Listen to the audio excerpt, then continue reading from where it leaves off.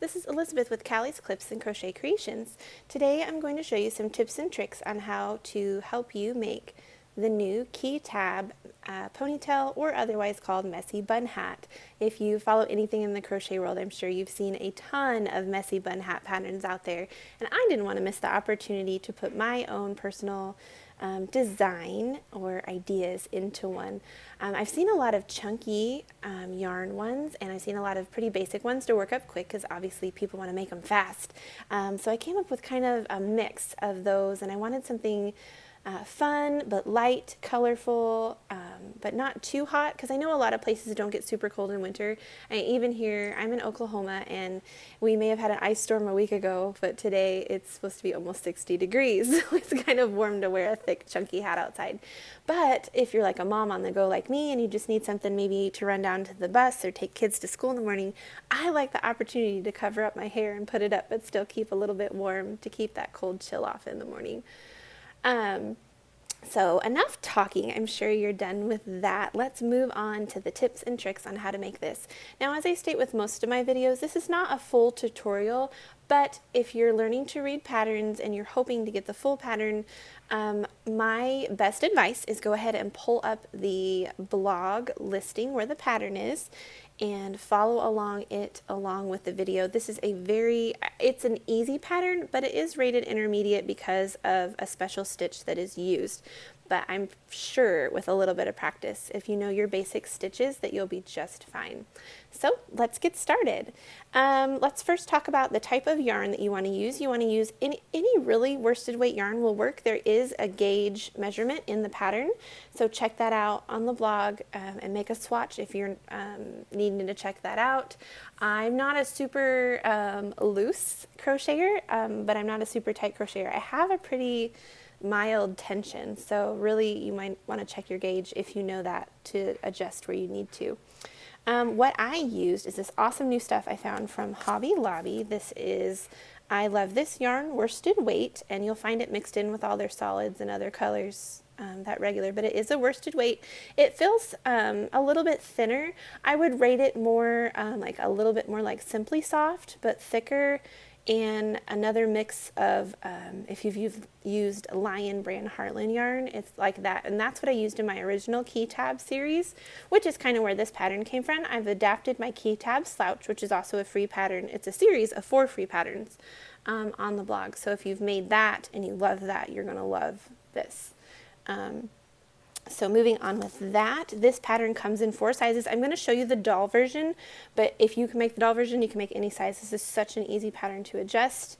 We have the doll size. We have, I'm going to say it wrong because I'm not looking at the pattern, doll, kids, a youth, which is more like 5 to 10 years old, and then this is the adult or preteen size. Aren't these gorgeous? Oh, they're so pretty. I just love them. Those are all from that same line. There's several different shades in that. This particular rainbow one has been pretty popular with the bun hats, and it is called Brights. Just simply Brights, not Rainbow Bright. I keep calling it Rainbow Bright because it is. It's so pretty. So let's get started here with the pattern. So we know we need any worsted weight yarn and to check your gauge. For this particular, I'm going to actually use Heartland because I want you to be able to see. I started filming with the rainbow yarn and it was very hard to see my stitches, and I want you to be able to see that. So hopefully this lighter, this is Lion Brand Arcadia Tweed. So this is, I call it cupcake yarn or frosting yarn. It's like a buttercreamy color with flecks of color in it. So hopefully that's not too distracting. So we're going to do the 18-inch doll size. That fits about 12 inches around, and it's about 3 3/4 inches long.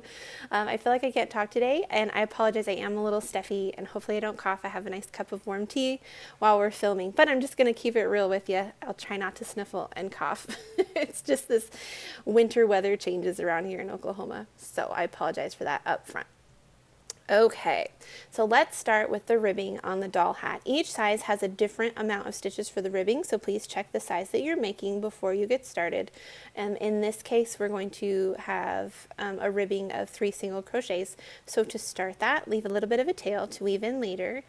We're going to make a slip stitch, and this is how I do that. I just wrap it around my finger, I stick my hook in, grab that, pull it through, and just kind of pull that, and you got a little slippy knot there.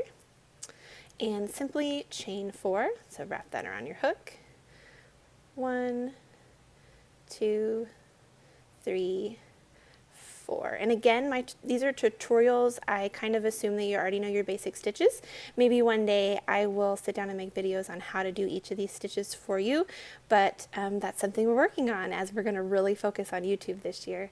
So there are our 4, and we want to make a ribbing of 3 stitches. So we're going to skip the first one. We're going to work in the second chain, but I don't want you to work in the front of the chain. I want you to work in the back. So this will be this upper stitch here. If you can't find it, working in the other one is fine, but it's a good thing to learn. It's a good tip, especially when you're doing ribbing. So we're going to single crochet in each chain across, which should be 3, and then we're going to work in the back loop only. So 1, sometimes this first row is a little tricky. 2, and I hope that's not having trouble focusing. I'll keep checking. Sometimes I get crocheting and talking and I forget to look at the camera to make sure we're where we're supposed to be.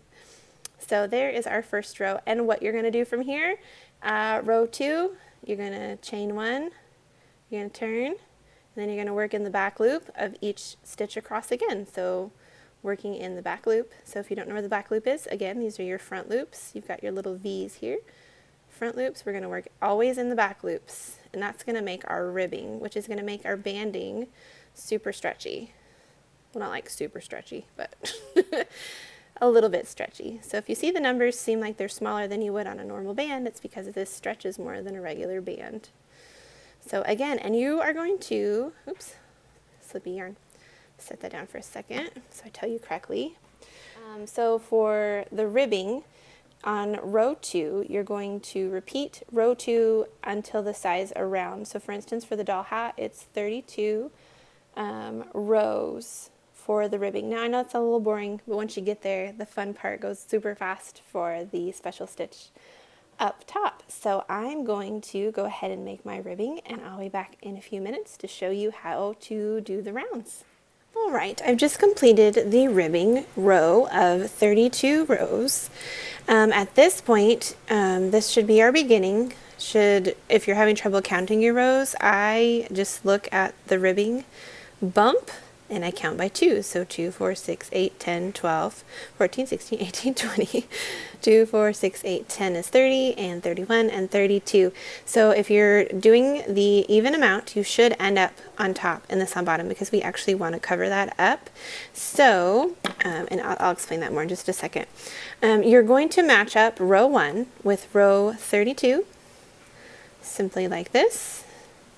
And you are going to slip stitch in the back loop of each stitch across to join. So you should have, let's see, did I say chain 1? You should have chained 1 anyway at the end of row 2. I want to make sure I said it. Let's see if I can get this to focus a little better. There we go. So back loop here, and then in this case you kind of have that first chain round, and we already worked in that. So just even if you go through both of these, which I didn't state that in the pattern, but you can, I like it for a little bit more tightness. If not, you can go through the back loop of row 1 would be the front loop as you're looking at it, because you want basically the inside loops stitched together. However you want to seal the end, that's okay with me. There's a million different ways to do it. So, but the inside loops, we're slip stitching those together, and there should only be 3 of those stitches. And then you come up to the first, you have your slip knot. I like to go around both of them just because I feel like it holds that in place a little better. And let's see, at the end of that you should chain 1. And then I like to flip that to the inside like that, which if you notice it says body of hat, make sure right side is facing. So I maybe should have stated you'll just want to flip that seam that you just made to the inside. So now we're going to work on our rounds instead of rows. Now this is our end that what I like to do is weave crochet over this for a few stitches, and then I weave it in a little bit tighter later. So now what you want to do for round 1, you're going to work along the ends of the rows. So we should have 32 rows. We're going to single crochet in each row around. So If you're not exactly sure where to stitch, don't overthink it. I'll show you what I do for mine. Usually there's like a little hole and then like a little bump. This is where we first started. So I'm just going to start in that hole. Again, crocheting over my end for a minute. So there's one for the first one. So then I kind of follow this little hole and a bump. But as long as you're getting right in those rows, as long as you have 32 stitches around, it really doesn't matter where you stitch it. So again, don't overthink it. Okay, I'm done weaving over my end for now. I'm going to come back and weave that in better so we can hide it later. So I'll go ahead and work my way around. I'm not counting, I should be, but I'm pretty confident. And like I said, so again, depending on what size you're making, check. And if you want to make adjustments to the hat, say your gauge was too tight or too big, or maybe you want to make a size that's not there. Maybe you do have a younger child that has a lot of hair that wants to wear a ponytail hat. Make sure that your ribbing is done in a multiple of 4. And then, of course, this single crochet round would need to be the same. So multiple of 4.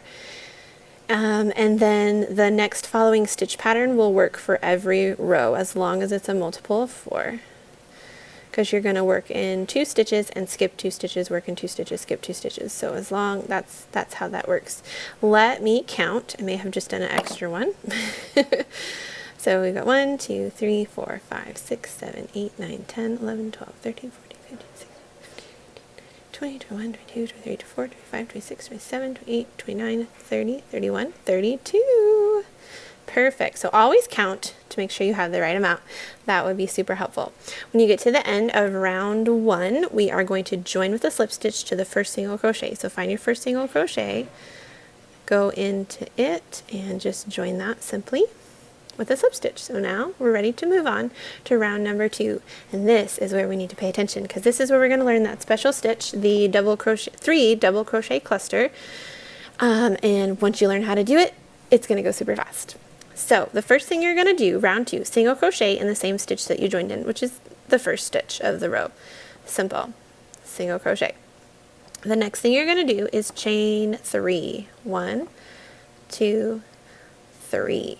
Okay, then we're going to work our 3 double crochet cluster in the next stitch. I'm not going to read through, I have an explanation on how to do that. I'm just going to show you what I do because it can be a little bit wordy and sometimes that confuses me. So in the next stitch, you're going to work the 3 double crochet cluster. So basically you're going to be working a half, not a half double crochet, but half of a double crochet. So yarn over like you usually would. Insert your hook, pull up your yarn, and complete the first half of your double crochet, but we're not going to complete the next step. You're going to do that 3 times. So work the first step you would in a double crochet.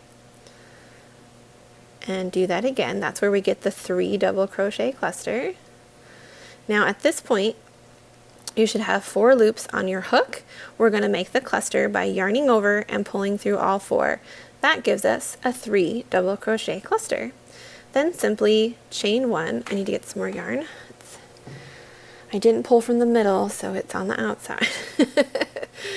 And then you're going to, we did the chain 1, and then you're going to skip 2 stitches. So 1, 2, and then guess what? You're going to repeat that around. So single crochet, chain 3, and then work that 3 double crochet cluster. So work the first step of a double crochet 3 times, and then pull through, or yarn over and pull through all 4. Oops, separating my yarn here. So there's 2 of those special stitches around. We're going to work that around until we have, let's see, we should have 8 3 double crochet clusters in total. Okay. So once you've completed your 8 double crochet clusters, I'll show you what those look like real quick. So basically we're just counting this whole thing. 1, 2, 3, 4, 5, 6, 7, and 8. you should have ended that with a chain 1, and at the end of round 2 you're going to join with a slip stitch to the first single crochet that you made. So you have this cluster and you have this single crochet right here. Just insert in there and slip stitch through that. Now we're going to chain 2. It's very important that you chain 2, don't just chain 1. And then you need to turn your work. I should have bolded that in the pattern. I will fix that. You have to turn to make this stitch work. I know a lot of people don't like turning at the end of the row, but this will give you a straight seam, and the stitches will lay wonderfully. And that's where we get the stitch shaping from. So you're going to turn your work, and sometimes I flip this inside out. You don't have to. Sometimes I leave it so I know that it's the right, the right side. Also, if you have your tail, this helps you know if you're on the inside or the outside. So in this way, we're technically working on the wrong side. What you're going to do on round 3 is we're going to single crochet in the next chain 3 space. You'll see in parentheses we have single crochet, chain 3, and then a 3 double crochet cluster in the next chain 3 space. So we join, we're turning, and this is our chain 3 space. That comes from the single crochet chain 3 if you're not sure where to find it. So, because we're working the opposite direction. So you'll have a nice little space here. You should be able to find it. And you're going to basically be working the same stitch we did into that space instead of actual stitches. So single crochet, chain 3, and then work that 3 double crochet cluster all in that chain 3 space. And chain 1. So we've got that worked into that, and what you're going to do with that is repeat that what was in parentheses there around, and again you'll have the 8 3 double crochet clusters as a way to count that around. So let me complete another row.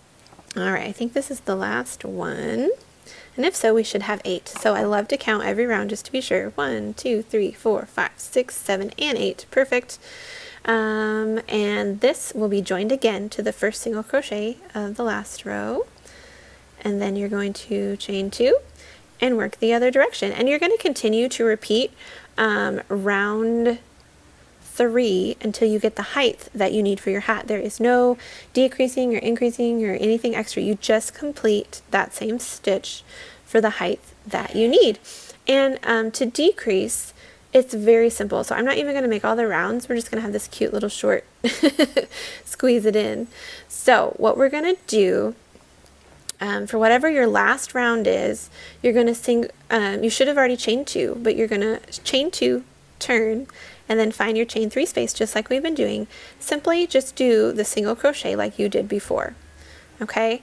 Now, instead of doing anything special like we did for the other rounds, simply chain 1, find your next chain 3 space, single crochet in it. What that does is makes a simple decrease. It just kind of pulls it in. So chain 1, find the next chain 3 space, stick your hook in, single crochet, chain 1, and do that in each of those clusters around. So you would do that 8 times for the doll hat. If you have a larger size, however many clusters you made, that's how many you do. And it makes a nice little cinch at the top. Let's see. Of course, it's getting noisy outside. I hope it's not picking up on some things. If it is, I apologize. We've done 8 of those. You'll come back to your very first single crochet. Again, same method of slip stitching to the first single crochet. And again, I know this isn't a tall hat. This is just for instructions. Or else we have a really little hat. And that just leaves you, now this hole is really small because the doll hat obviously has little hair. On the larger sizes, you can see in all the other pictures, you know, you have a good size hole. Some of the ones that I was first making didn't have a wide, like some of them were really tight and some of them were really wide. I was the one that fell in the in-between where I didn't want it super tight around my messy bun and ponytail.